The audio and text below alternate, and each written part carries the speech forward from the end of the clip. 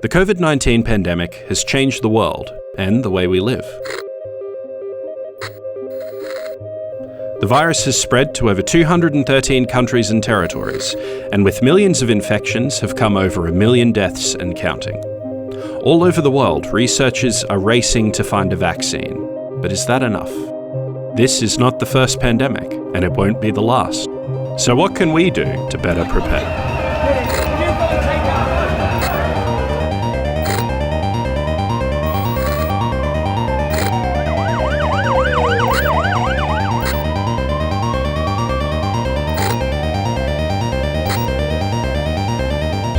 How do we prepare for a pandemic? Well, I think the question really is how effective a vaccine will be. And also how long it lasts is a crucial question. And finally, and very importantly, is a behavioural question of how many people will get the vaccination. So BESSI are the behavioural, environmental, social and systems interventions that we've been using to control the spread of COVID-19 so far. Governments, economies, hospitals and communities are straining under the pressure of a global pandemic. Even if we find a vaccine, will it combat the evolving strains of the virus? Or will outbreaks continue beyond borders? Put another way, are we fighting against a different enemy on different shores? The last time the world faced something similar was the Spanish flu at the end of the First World War in the last century.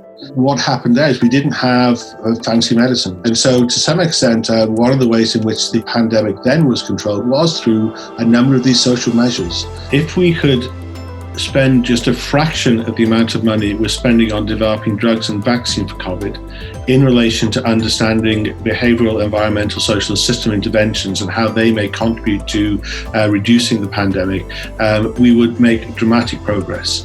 I think one of the interesting issues will be what happens about our understanding about long COVID.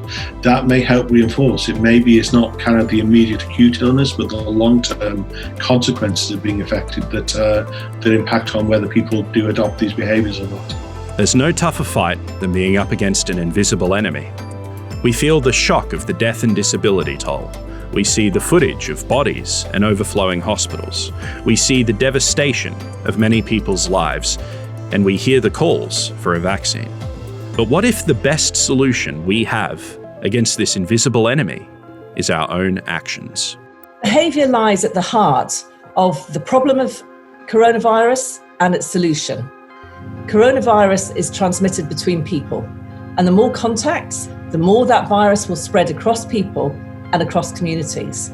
And as for policymakers, if they have this behavioural understanding, they're more likely to make good decisions for pandemic control. If we want to have high rates of isolation, we need to ensure that people are practically and financially looked after. And this is what happens in those countries that are managing coronavirus well. The research that has been done shows that those countries that have done best in managing coronavirus and the associated disease COVID-19 are those that have had a well-functioning test, trace and isolate system from the beginning, and those are the ones whose economies have done best.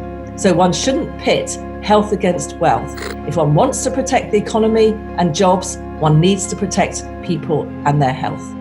Work to produce a vaccine is ongoing, but its timing and true effectiveness remains uncertain. What we can control is our behaviour, and it may turn out to be the best treatment and prevention. We have thousands of trials going on for looking at drugs and vaccines.